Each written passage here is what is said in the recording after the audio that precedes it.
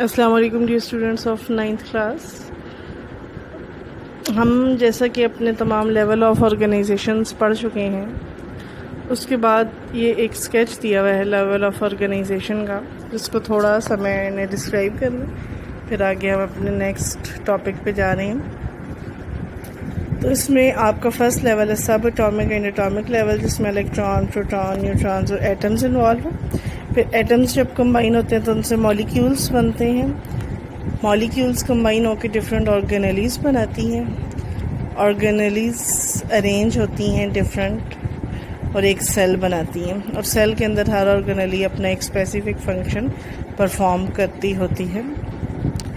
फिर same type of cell जब आपस में मिलते हैं तो वो एक टिश्यू बनाते हैं, और same different type of tissues जिनका काम एक दूसरे से रिलेटेड होता है वो मिलके ऑर्गन्स बनाते हैं। कि टिश्यू की तो डिफरेंट टाइप होती है, लेकिन उनका काम एक दूसरे से रिलेटेड होता है, तो वो मिलके ऑर्गन बनाते हैं। डिफरेंट ऑर्गन जो एक दूसरे से मिलता जुलता काम करते हैं, एक चेन वर्क करते होते हैं। जैसे कि डाइजेस्टिव सिस्टम में स्टमक का काम है प्रोटीन को डाइजेस्ट कर लेता है, स्मॉल इंटेस्टाइन लिपिड्स को डाइजेस्ट कर लेती है, लिवर स्पेशल केमिकल्स देता है जो लिपिड्स को डाइजेस्ट करने के काम आते हैं, रेक्टम उसको रिलीज़ कराता है, और एनस लार्ज इंटेस्टाइन वाटर की एब्जॉर्प्शन का काम करती है। तो इन सब का काम डाइजेशन से रेलेवेंट है। तो ये सब मिलके एक ऑर्गन सिस्टम बना लेते हैं। ऑर्गन सिस्टम की और भी आपके पास एग्जांपल है, जैसे कि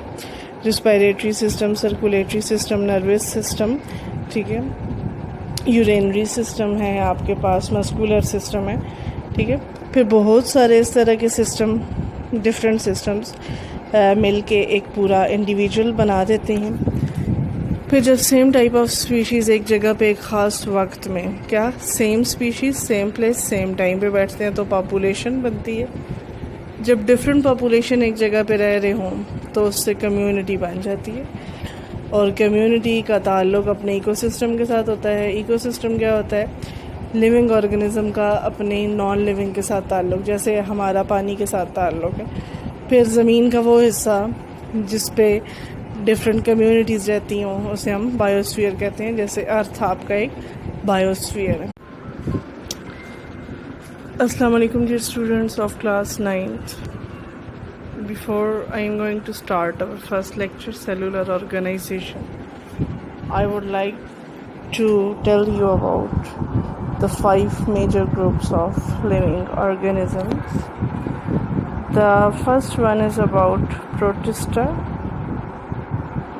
in which Euglena, algae, protozoa-like organisms are included.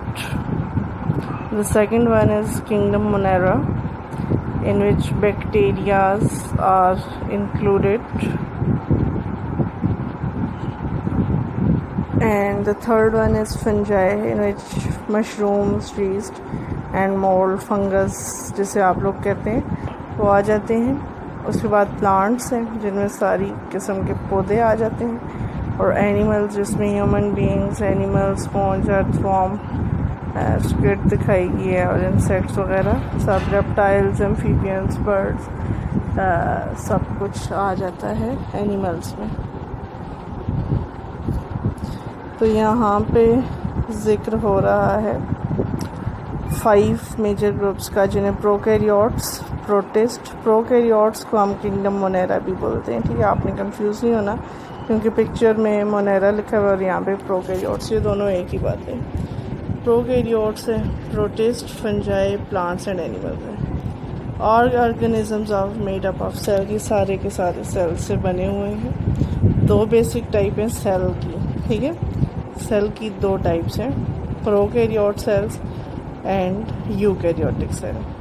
The organism in first group कौन सा है जी? इसमें जो जिक्र हो रहा है, जो मैंने पिक्चर दिखाई है उसमें नहीं, इस पैराग्राफ में ढूंढे, पहले नंबर पे प्रोकैरियोट का वर्ड यूज़ हो रहा है। तो कह रहा है कि जो प्रोकैरियोट है, यानी कि पहला ग्रुप वो प्रोकैरियोटिक सेल्स हैं। यानी कि ये जो आपके पास किंगडम मोनेरा है जिसमें बैक्टीरियाज दिखाए जा रहे हैं, ये प्रोकैरियोटिक सेल हैं, और बाकी चारों जो हैं प्रोटिस्ट, फंजाई, प्लांट्स और एनिमल्स, ये चारों यूकैरियोटिक की कैटेगरी में आते हैं। यानी कि हमारे पास किंगडम प्रोकैरियोटा या फिर मोनेरा प्रोकैरियोटिक सेल की कैटेगरी में आता है, और बाकी चार जो ग्रुप्स हैं fungi, plants, animalia and protista, ये सारे यूकैरियोटिक सेल में आ जाते हैं। अब बात ये है कि यूकैरियोटिक सेल क्या होता है और प्रोकैरियोटिक सेल क्या होता है। यूकैरियोटिक सेल्स वो हैं जिसमें प्रॉपर न्यूक्लियस होता है और प्रॉपर ऑर्गेनेलीज होती हैं, और तमाम मेम्ब्रेन बाउंडेड ऑर्गेनेलीज जैसे कि क्लोरोप्लास्ट, न्यूक्लियस, राइबोसोम्स, माइटोकॉन्ड्रिया, ठीक है, ये सारी चीज़ें बाकायदा तरीके से पाई जाती हों, उन्हें हम यूकैरियोटिक सेल्स कहते हैं। लेकिन प्रोकैरियोट सेल्स के पास ऐसी कोई भी ऑर्गेनेलीज नहीं होती, उनके पास सिर्फ थोड़ा सा जेनेटिक मटेरियल होता है जो उनके दरमियान में बैठा होता है, और ये माइटोकॉन्ड्रिया, राइबोसोम्स, सिंथेटिस टाइप की कोई ऑर्गेनेलीज उनके अंदर होती नहीं है, और अगर हों भी राइबोसोम्स वगैरह तो उनका साइज़ बहुत छोटा होता है, ठीक है। तो प्रोकैरियोट्स का मतलब है जो ओल्ड सेल्स या जिनका प्रॉपर न्यूक्लियस ना हो। यूकैरियोट का मतलब है सही वाले सेल्स जिनके पास प्रॉपर न्यूक्लियस हो। Cell organize in 3 ways to make the bodies of organism. Cell 3 तरीके से मिलते हैं, ठीक है। अब सेल की ऑर्गेनाइजेशन के हम सेलुलर ऑर्गेनाइजेशन पढ़ रहे हैं। पहले हमने लेवल ऑफ ऑर्गेनाइजेशन पढ़े, हम सेलुलर ऑर्गेनाइजेशन पढ़ रहे हैं कि सेल किन किन तरीक़ों से ऑर्गेनाइज हो सकते हैं। पहला है यूनिसेलुलर, दूसरा कॉलोनियल्स और तीसरा मल्टी सेलुलर ऑर्गेनाइजेशंस। ये 3 तरीके हैं जिनसे सेल्स कंबाइन होते हैं, and the organisms form through these organization. फिर हम इन ऑर्गेनाइजेशन के ज़रिए से बनते हैं। अब ये कौन कौन सी हैं? Unicellular organisms, colonial organism and multi cellular organisms. अब बता रहा है कि cell unicellular, colonial and multi cellular organization करते हैं। तो अब जो ऑर्गेनिज्म यूनिसेलुलर ऑर्गेनाइजेशन से बनेगा वो क्या कहलाएगा? Unicellular organism. जो कॉलोनियल ऑर्गेनाइजेशन से बनेगा वो कहलाएगा कॉलोनियल ऑर्गेनिज्म, और जो मल्टी सेलुलर ऑर्गेनाइजेशन से बनेगा उसका क्या नाम होगा? Multi cellular organism. यानी कि सेलुलर ऑर्गेनाइजेशन के हिसाब से ऑर्गेनिज्म की कैटेगरीज 3 हैं। अब यूनिसेलुलर में क्या है? Only one cell make the life of an organism. एक सेल होता है और उससे पूरा ऑर्गेनिज्म बन जाता है, एक अकेले सेल से पूरा ऑर्गेनिज्म बन जाता है। All the life activities are carried out by the only one cell. एक ही सेल सारे काम संभालता है। इसके एग्जांपल है एमीबा, पैरामीशियम, यूग्लिना, ये इसकी कॉमन एग्जांपल्स आ जाती हैं। ये आपके सामने पिक्चर है। फर्स्ट में अमीबा है, दूसरे में पैरामीशियम है और तीसरे में यूग्लिना है। ये एक एक सेल से बने हुए ऑर्गेनिजम्स हैं। अच्छा, कॉलोनियल थोड़ा सा कॉम्प्लिकेटेड है, लेकिन होप्स हो कि मैं आप लोगों को समझा लूँ। कॉलोनियल और मल्टी सेलुलर ऑर्गेनाइजेशन का फ़र्क थोड़ा सा मिक्स हो जाता है कुछ लोगों को। होता क्या है, कॉलोनियल में यूनिसेलुलर ऑर्गेनिज्म, अब ये जिस तरह अमीबा एक यूनिसेलुलर ऑर्गेनिज्म है, ऐसे 10-20 अमीबा अगर इकट्ठे एक जगह पे रहना शुरू कर दें, मिलजुल के एक दूसरे के साथ रहें, तो इनकी पूरी कॉलोनी बन जाएगी। लेकिन हर सेल अपने काम खुद करेगा। अब ऐसे तो हम कहते हैं ना, cells combine to make tissues, लेकिन अगर 20-25 अमीबा एक जगह पे रह रहे हैं तो उनके मिलने से टिश्यू नहीं बन जाएगा। वो अपना अपना काम खुद कर रहे हैं, ठीक है, इंटर रिलेटेड नहीं होते, वो एक दूसरे से अपना अपना काम खुद कर रहे हैं, सिर्फ बस वो इकट्ठे रह रहे हैं, तो इसे हम कहेंगे colony. In colonial type of cellular organization many unicellular organisms live together, कि इसमें बहुत सारे यूनिसेलुलर ऑर्गेनिज्म इकट्ठा रहना शुरू कर देते हैं, but do not have any division of labour among them. काम आपस में बांटते नहीं हैं, हर कोई अपना काम खुद करता है। Each unicellular organism in a colony lives its own life, हर कोई अपनी ज़िंदगी खुद जी रहा होता है। And does not depend on the other cells for its vital requirement, अपनी बुनियादी ज़रूरियात के लिए दूसरे सेल पे डिपेंड नहीं करता। अगर इनमें कोई एक को फूड नहीं मिलेगी तो वो मर जाएगा, कोई किसी दूसरे की हेल्प नहीं करेगा। Volvox is a green algae, ठीक है। अब ये वॉलवॉक्स की कॉलोनी आपको दिखाई गई है। ये ग्रीन एल्गी होते हैं और वाटर में पाए जाते हैं, और हंड्रेड्स ऑफ वॉलवॉक्स मिल के एक पूरी कॉलोनी बना के रहते हैं। मल्टी सेलुलर ऑर्गेनाइजेशंस क्या होती हैं? इनमें सेल्स ऑर्गेनाइज यानी कि एक दूसरे के साथ मिलते हैं और टिश्यू बनाते हैं।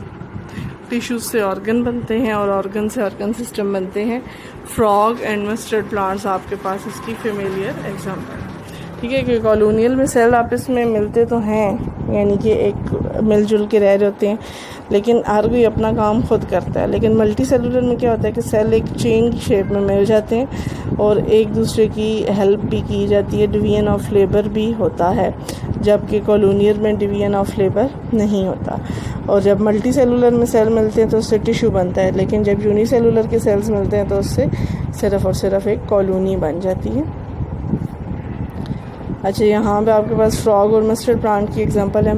ये दोनों बहुत अनइम्पॉर्टेंट है, यानी कि मस्टर्ड प्लांट भी और फ्रॉग भी, कभी भी इनमें से पेपर नहीं आया। ये आपका चैप्टर यहाँ पे तकरीबन मल्टी सेलुलर ऑर्गेनाइजेशन पे ख़त्म हो जाता है।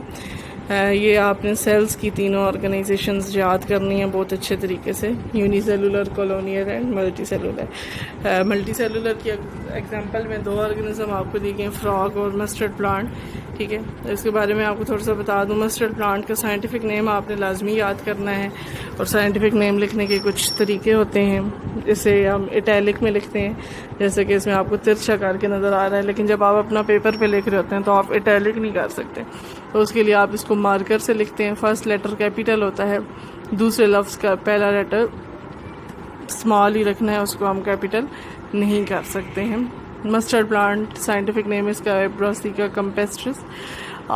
It's shown in winter and it produce, ये सर्दियों में होता है, इसके बीज आते हैं सर्दियों के एंड पे। प्लांट बॉडी को वेजिटेबल के तौर पे यूज़ किया जाता है, और इसके सीड्स जो हैं उन्हें ऑयल निकालने के लिए यूज़ किया जाता है।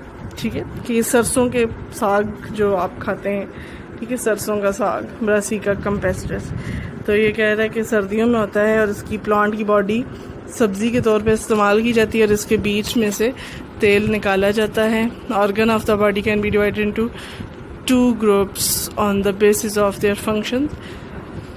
Roots, stems, branches and leaves are the vegetative organ which do not take part in sexual reproduction. ठीक है, अब इसके 2 पार्ट्स हैं, रूट्स, स्टेम्स, ब्रांचेस और लीव्स। ये सेक्सुअल रिप्रोडक्शन में नहीं आते, तो इसे हम कहते हैं जी ये इसके वेजिटेटिव पार्ट हैं। फ्लावर्स रिप्रोडक्टिव पार्ट्स हैं। ठीक है, यानी कि प्लांट्स के 2 पार्ट हैं, एक वेजिटेटिव पार्ट जो हम खाते हैं, और एक इसका रिप्रोडक्टिव पार्ट जो कि फूल होते हैं जिसमें, और ये सेक्सुअल रिप्रोडक्शन में हिस्सा लेते हैं। ये देखें, इस पिक्चर में आपको दिखाया गया है। अब इसकी जो रूट, स्टेम्स, लीव्स हैं, ठीक है, और ये वेजिटेटिव पार्ट है, आप खाते हैं, लेकिन ऊपर जो येलो येलो फूल होते हैं वो इसका रिप्रोडक्टिव पार्ट होता है। दूसरा मल्टी सेलुलर ऑर्गेनिज्म का एग्जांपल है फ्रॉग। फ्रॉग का साइंटिफिक नेम है राना टिग्रीना, और ये भी मल्टी सेलुलर ऑर्गेनाइजेशन की एग्जांपल है। इसकी बॉडी डिफरेंट ऑर्गन सिस्टम से बनी होती है, और हर ऑर्गन सिस्टम में बाकायदा ऑर्गन्स होते हैं। जिस पर तरह रेस्पिरेटरी सिस्टम है तो उसमें लंग्स होंगे, ट्रैकिया होगा। इसी तरह अगर इसका डाइजेस्टिव सिस्टम है तो उसमें इसकी food pipe, stomach, lungs, stomach, large intestine, small intestine, rectum, anus होगा, लिवर होगा। इसमें मस्कुलर सिस्टम में इसका पूरी बॉडी के मसल्स आ जाएंगे। ठीक है, इस तरह इसका रेस्पिरेटरी सिस्टम भी होता है, और सर्कुलेटरी सिस्टम भी इसका होगा, हार्ट भी होंगी, ब्लड भी होगा, ब्लड वेसल्स भी होगा। ठीक है, all organs are made up of specific tissues, epithelial, glandular, muscular and nervous सीटीसी। ये तमाम ऑर्गन्स स्पेसिफिक टिश्यू से बने होंगे। जैसे अगर स्किन है तो वो एपिथेलियल टिश्यू से बनी हुई होगी, अगर स्टमक है तो वो एपिथेलियल और ग्लैंडुलर दोनों टिश्यू से, साथ मस्कुलर टिश्यू से भी बना होगा। अब इसके जो मसल्स हैं वो मस्कुलर टिश्यू से बने हुए होंगे। हार्ट भी मस्कुलर टिश्यू से बना होता है। नर्वस सिस्टम जो इसका वो नर्वस टिश्यू से मिलके बना हुआ होगा। Some organs and organ system of frog have been described in the practical activity given next. आगे आपको एक प्रैक्टिकल एक्टिविटी है, इसका प्रैक्टिकल 10th क्लास में कराया जाता है इंशाल्लाह, फिर वो आपको कराएंगे। तो उसमें इसके सारे ऑर्गन सिस्टम निकाल के उनको स्टडी किया जाता है। इसके साथ ही आपका फर्स्ट चैप्टर बायो का फिनिश हो गया।